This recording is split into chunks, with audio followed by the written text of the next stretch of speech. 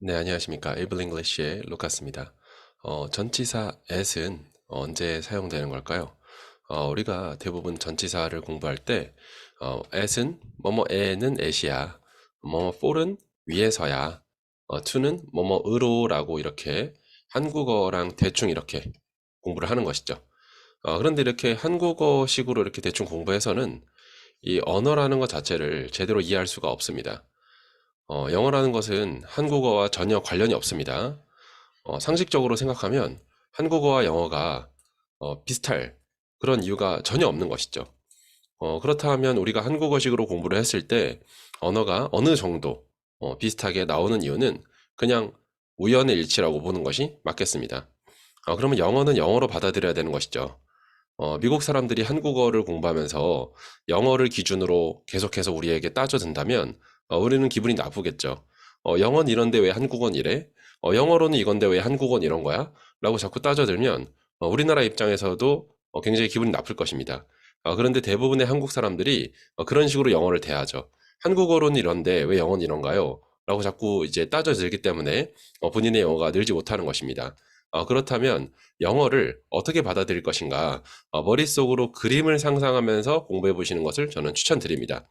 그래서 영어로 at이라고 했을 때는 어떤 그림을 상상하면 좋냐면 a point를 상상하는 것이 좋습니다. 요런 책이 있는데요. 이 책에 이렇게 설명되어 있습니다. At is used to talk about position at a point. 어떤 점을 뜻한다라는 것이죠. 그래서 it is very hot at the center of the earth. 이렇게 이야기하고 있습니다. 그러면 지구라는 것이 있는데 그 중심점은 굉장히 뜨겁다라는 것이죠. 그 중심부를 점으로 표현했습니다. 그 다음에 turn right at the building. 그 빌딩을 점으로 봤을 때 그 지점에서 우회전을 해라. 이렇게 보는 것이죠. 그러면 at이라는 것은 어떤 장소에 해당하면 지점이라고 우리가 이야기할 수 있고 어떤 시간에다가 해당되면 시점을 이야기할 수 있겠죠. 그래서 지점을 이야기할 때는 at the supermarket, at the bus stop 이렇게 이야기할 수 있는 것이고 시점을 이야기할 때는 at 10 a.m., at noon, at sunset과 같은 이런 at을 사용해서 그 지점과 시점을 이야기를 하는 것입니다. 그러면 at을 장소에 사용하는 경우에 어떻게 빌딩을 점으로 보겠나 라고 했을 때 우리가 네이버 지도를 이렇게 펼치면 여러 가지 건물들이 있습니다. 이 건물들도 하나의 점으로 표현되어 있어요. at the hotel, at hotel 되어 있네요. at the hotel 또는 이태원역도 하나의 점으로 되어 있죠. 점. 그러면 at 이태원 station 이렇게 이야기할 수 있겠죠. 학교도 하나의 점으로 보고 있습니다. 그러면 at school이 되겠습니다. 그래서 그 장소를 하나의 점으로 내가 취급하겠다. 점으로 보겠다. 그래서 상대방의 머릿속에도 지도를 펼쳐서 점으로 보겠다. 그 점을 장소로 제공했다라고 한다면 at을 사용해주면 되는 것이죠. at을 시간에 사용할 때 시점으로 언급하는 것입니다. I wake up at 7. 나는 7시라는 그 시점에 일어납니다. At the beginning 이라고 하면 시작하는 그 시점을 말합니다. 노래든 영화든 이렇게 시작하는 그 시점이 있죠. 딱 그 시점, 시작하는 그 시점이 at입니다. 그런데 in the beginning 이라고 하면 얘를 at이 아니라 in이라고 말하는 순간 어느 지점에 넣어도 상관없다라는 거죠. 어느 지점에 넣어도 상관이 없기 때문에 시작하는 그 부분 어느 지점에도 상관없다. 그러면 초반이 되겠죠. 초반. in the beginning은 초반에 라는 느낌입니다. at the end는 당연히 끝나는 그 시점. 끝나는 그 시점을 말합니다. 그러면 in the end라고 하면 이 시점이 어디든 상관이 없다. 그럼 요 부분이라는 것이죠. 그래서 끝나는 부분에서는 이라는 느낌에서 결국에는 끝에 가서는 의 느낌이 나는 것이죠.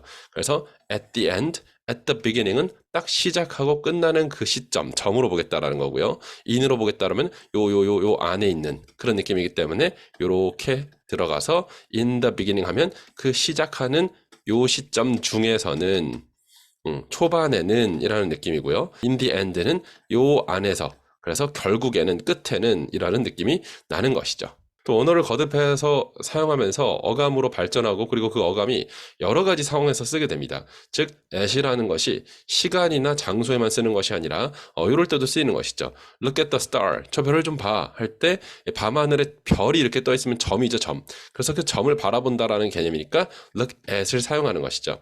나 너한테 화났어 할 때 I'm angry at you입니다. 나의 그 화가 나는 감정이 너에게 점으로 이렇게 정조준 되어 있다라는 그런 느낌이죠.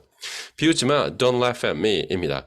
나한테 손가락질하면서 나를 점으로 콕 찍어서 웃게 되면은 기분이 나쁘죠. 그래서 비웃다라는 개념이 되는 것입니다.